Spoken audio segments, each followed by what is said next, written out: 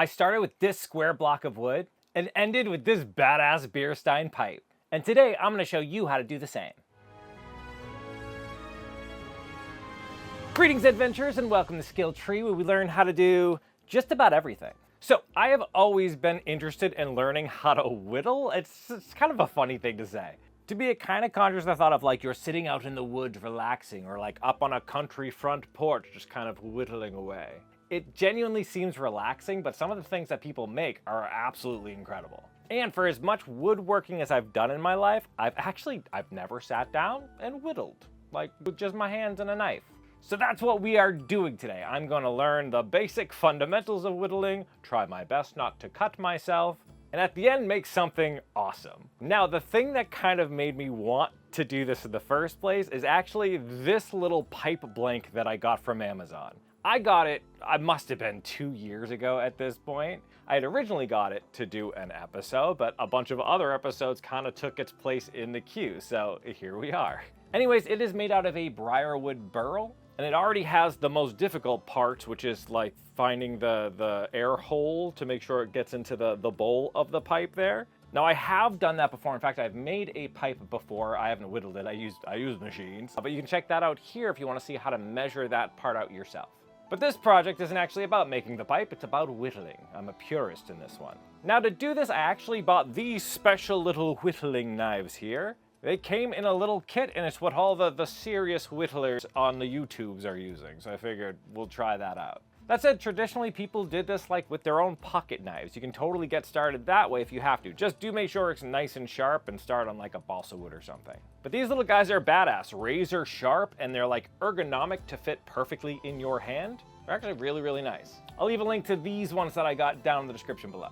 Because these are so sharp and I am so new to whittling though, I also did decide to get myself some protective equipment. Specifically this cut resistant glove here. I think it's one that has like wire, knitted into it, and it's super cut resistant.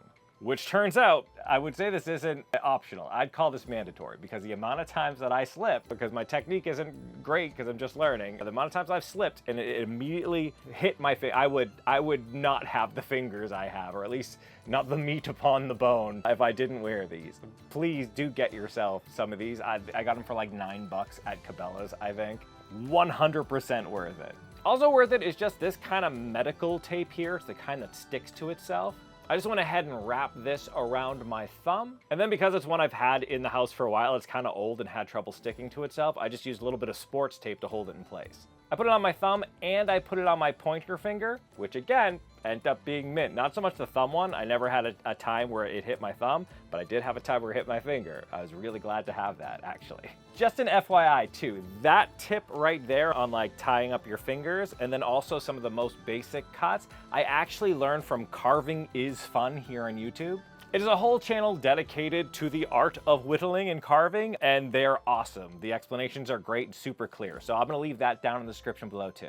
Definitely give them some love after watching this one here and thank them for saving my fingers, because they definitely did. All those tips are from them. Okay, speaking of the basic cuts, I just kind of used a handful of cuts to actually do the entirety of this project. The most basic of which is like the rough cut. Honestly, it's what I thought of first when I thought of whittling. It is just this kind of like you're plowing the blade through the material here. There is no real like control over where the blade ends. You're just kind of lopping off product. This turned out to be really good for just like bulk removal, right? You're not trying to be finesse or anything like that. You're just trying to get rid of as much wood as possible. Coming off of that, and much more safe, is this push cut here, where I'm actually just using my thumb to push the knife through the material. This is nice because you're not actually like pushing with the hand holding the knife, you're pushing with the thumb, which means like you can't slip past how far your thumb can go. It's just a much safer way to make sure you don't cut yourself or whatever else is around you, or the material itself. Like there are times where I'm trying to get into somewhere fiddly, and having that control means I'm not nicking a part that I already finished and I don't want to nick. Kind of the reverse to that push cut is this paring cut here, where I'm pulling it towards myself. Again, it's really under control. You're just using the action of closing your fist to kind of pull it towards you. Super controlled, easy movement. It doesn't go any further than like how far you can close your fist, right? All right, next we have what is called, I believe, the stop cut, which is apt because it's a way to just kind of stop your cut exactly where you want it. And you do this by making a preliminary cut first, just down kind of at the end of where you want your cut to be. And then you can cut to that point. That point just makes a natural stop where your blade won't go any further, which is great if you don't want to nick off any small material or small detail that you had already kind of put in place. Similar to that is this little V cut here, where you just kind of cut down at like a 45-degree angle, and then you move away from it and cut down at a 45-degree angle back towards that initial cut. Lops out this little V here. A super control cut, great for adding some details, but honestly, it ended up coming in clutch for me removing a lot of material. You'll see later on, but it's pretty awesome. And then the very last one that I got a whole bunch of use out of is also kind of a V cut, but kind of to make a trough almost. Basically, holding the blade at that 45, I make a long cut down the face of the wood. Then again at another 45 degree, kind of forming a V with the cut that I just made. This just makes a nice clean little trough. Again, this might be great for adding detail or whatever, but for me, against like a flat face where I kind of need to get detail up into a place, it was nice to have a way to chunk that wood out, so I had kind of something else to grab onto. You'll see when we get going. And that's it. Those are the only cuts I used to do this entire project. The only last thing I would say you should do before you actually get started is to give yourself a way to sharpen your knives, because as you go, they're gonna dull a little bit, and there's nothing more dangerous than a dull knife. So to do this, all I did was glue a piece of leather onto a piece of wood, and then use this kind of sharpening rouge here to give myself a nice surface to re-hone my blades on. This is just gonna polish up those blades and make sure they stay nice and sharp. All right, let's get into actually carving out this pipe. Now for starters, I learned that the wall of a pipe shouldn't be any less than like 3/16 of an inch, or else you're gonna burn through it. So with my wing divider set to about that, I just trace the inside of the bowl, giving myself a nice line that I know I can't go past. Now I very much wanted this thing to look like a beer stein, handle and all, right? So I went ahead and marked out where that handle would go towards the back there. I'm not gonna lie, at this point, I wasn't quite sure how that was gonna look, because seeing how far it came out from the bowl, it would be really, really small. I figured out later on, but yeah, I was a little nervous that we might not be able to make that work.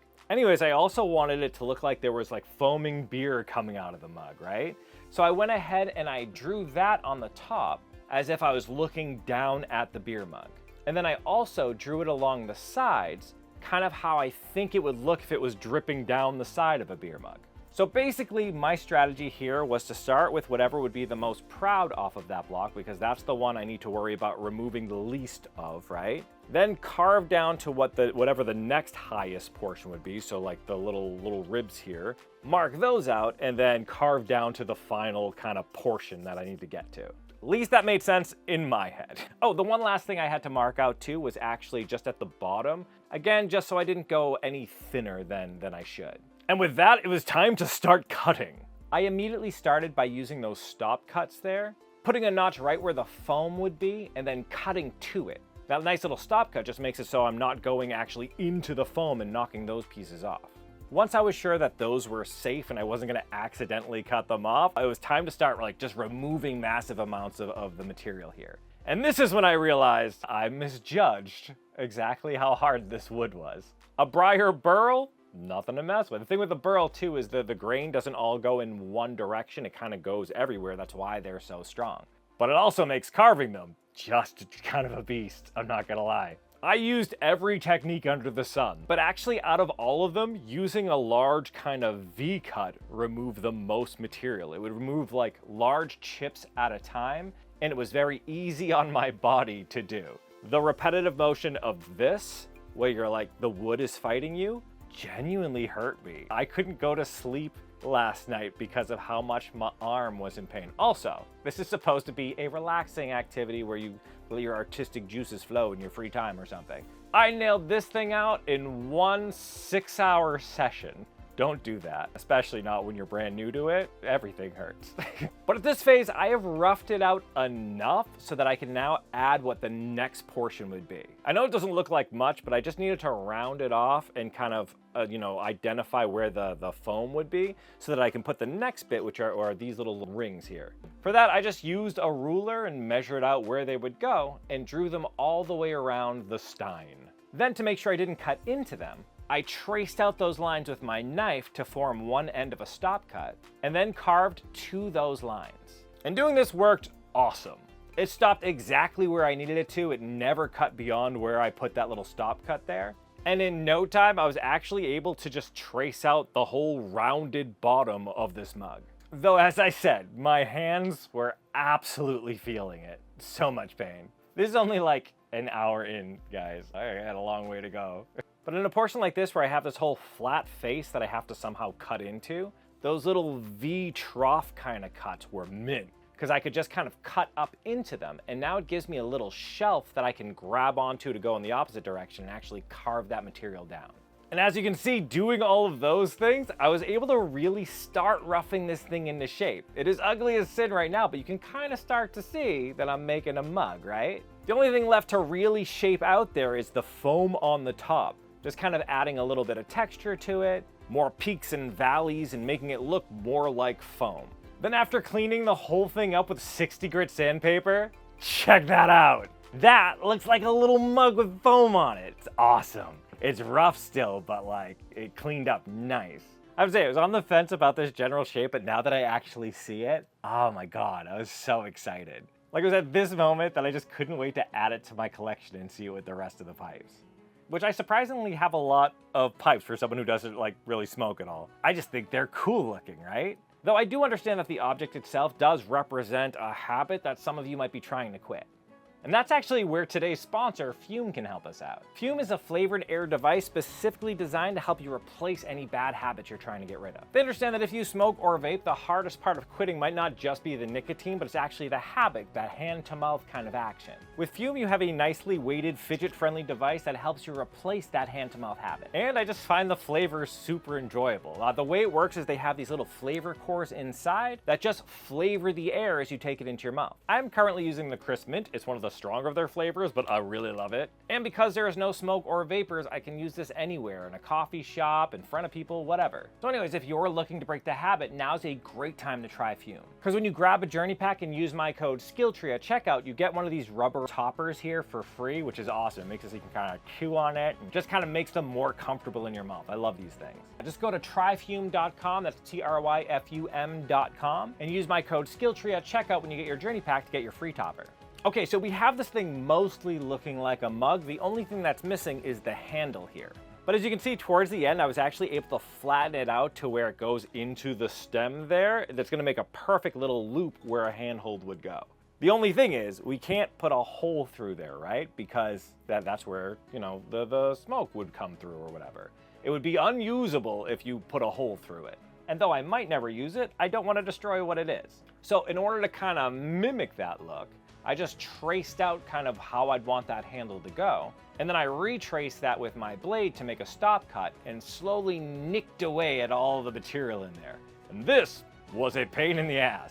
That little tiny, good thing I have the little knife. Those little tiny spaces, all I could do was little tiny scoops at a time and chip it out. Oh, it was really hard. And not only was it hard to do that and then make it smooth. Though while doing this, I did realize that you can just kind of smooth things out as you go by using the knife almost like a plane and just kind of gliding it along the edge of it, not really cutting into the wood, but just letting it kiss the wood.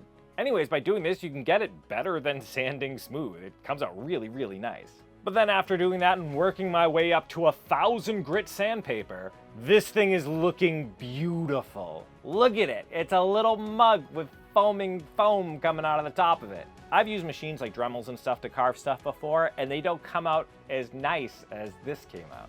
I think it's the control you actually have over it. It's way harder to do, obviously, than a machine, but that means it's way harder to mess up. I can't tell you how many times I've been doing a thing and the Dremel catches or it digs into like a softer part of a grain and takes too much away. This is impossible to do with this little knife. It's all, whatever you want removed is what you remove, as long as you're kind of careful, not even crazy careful. I was a little messy at times. But yeah, man, it just kind of, it comes out. You just got to be patient with it. Or devote 6 hours to doing it and it's your life afterwards. I was in a lot of pain. But now comes the part where we can start adding some details. The first thing I did was actually just use a stylus to poke a bunch of little holes into where the mug handle is. This is just me signifying that, like, ignore this space, pretend this is a pass-through, there's nothing here. Same type of thing you do with leatherworking when you use the backgrounder tool. It has kind of the same effect, so in my brain, it just means there's nothing there. I then went back in there and did little shallow V-cuts, just to make it look like my mug is made out of separate little wooden staves. Then I used that same stylish trick just to add some texture to the foam, having some small holes and some larger holes to make it look like bubbles. And I think that was really convincing. Just adding those little details really sells what it is. And though it is cute as hell like this, I genuinely love it. I contemplated leaving it natural color. But I wanted to see how it looked painted. I was worried. But I did learn that often pipes are actually colored with leather dye, specifically alcohol-based leather dyes, because they dry off so fast and all that's left behind is the dye. So I just grabbed this light brown dye here and started painting the whole body of the thing. You just want to make sure you don't add any dye anywhere near where you're going to be drawing the air, which is perfect because I want the foam to be the lightest colored thing, so I'm just going to leave that the natural wood. Once I was done with the body of the mug, I just went back in with some black dye to do the rings and also that empty space. And after polishing away any of the surface pigmentation, look at how freaking cute it is. I know, I feel like I've been saying that a lot, but this is the cutest little thing. It is such a little foaming mug. I exceeded my expectations. This is what it looks like when I exceed my expectations. I'm genuinely very happy with how that came out. Though right now it is exposed to the elements and we cannot have that. We want it to stay looking good. So I also read that a lot of pipe makers use this stuff, which is Carnauba wax, I think it's pronounced. Carnauba wax. I'll leave a thing in the description there. But anyways, it is a super hard wax. Like, crazy. Originally, I was just gonna kind of put it on a rag and put it on. I couldn't get this thing to melt almost at all. That's when I use that the way it is used by actual pipe makers is they put that onto a rotary machine or a buffing machine. They let it melt onto there with the friction and then they do the pipe. So for this, I did relent and finally bust out my Dremel just so I can actually melt this damn stuff and put it in place. And at first, it was really hard to place correctly, I feel. You can kind of see the wheel marks of where it would be put and it would melt funny. I don't know, it was hard for me to really get a hang of it. But I just kind of trusted the process and followed the online directions, which is just waiting for it to kind of cloud over a little bit and then going back in and polishing it out again. And yup, that worked. Look at how it almost has like a plasticky shine to it. It's so pretty. The only thing that bothers me is that the foam turned a little brown. It didn't turn brown because of a dye or anything. That is the wood's color. When you put a finish on wood, it turns a little bit darker and you can see the grain pattern better, which is nice. But yeah, that's the color of the wood. Even look at the pretty burl pattern at the bottom. Oh man, this thing is so pretty. Though now that it's sealed, I did want to do one last thing. I wanted to add the little rivets that hold the ring on place. I figured I could actually use these little nails here, which just so happened to be the same color as the hardware that was already on the pipe. So I just used some side cutters to cut the heads off of those things, leaving just a little shank on them. Then I went in with an awl and made a tiny hole wherever I thought one should go, and then went back in with my stylus just to widen that hole up a little bit. It's widened just enough so that I can push those little nail heads right into them and they'd stay in place long enough for me to hammer them home. Then just rinse and repeat, and voila, little rivets. Which I think really sells this whole look. And now look at this thing. Look at how cool this is. This is the best little model something I've ever made. And it started from just a rough block of wood. How cool is that? And I did it like 99.99% with 2 little knives. That is cool. Not only are you able to do really cool stuff like this with whittling, but it's a super low bar for entry. If you want to get the fancy whittling knives, you can get those. Get some protection. Definitely get some protection, I found out. But yeah, after that, you can buy really cheap blocks of wood to practice on. You can buy little kit projects like this. And I think if you give it a go, you will be pleasantly surprised at how cool of a little thing you can make. I did not know I'd be able to make something that neat. That's cool.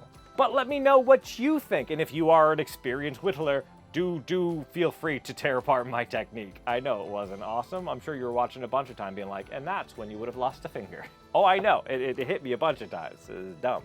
But I like to think by the end of it I learned my lesson, and next time I'll be more careful from the start. Now, if you like this project or my presentation of it, do give me some of that like it love, and don't forget to subscribe so you know when I release new content. And thanks again to Fume for sponsoring today's episode. In the meantime, though, keep leveling up, you. You made it to the end screen. YouTube loves it when you do that, and it's a fantastic way to support this channel. Another fantastic way to support this channel is by joining these people's noble ranks. These are our Patreon members, and we can't do any of this without them. It's because of them this channel continues to grow, and I am eternally grateful. I want to give a special shout out to our Grandmaster tier Patreon members, Froggy and TD Designs and Sundry. You Grandmaster tier Patreon are the wind beneath my wings, the tobacco in my pipe, and the lighter with which I use to light it. If you like what we do here and want to support us, consider joining our Patreon, link in the description below. Otherwise, you can check out one of these videos YouTube thinks you'd like, and that helps out a lot too. All right, I'm gonna go soak my hands in like Epsom salts or something. They hurt so much. Take your time with this one, guys.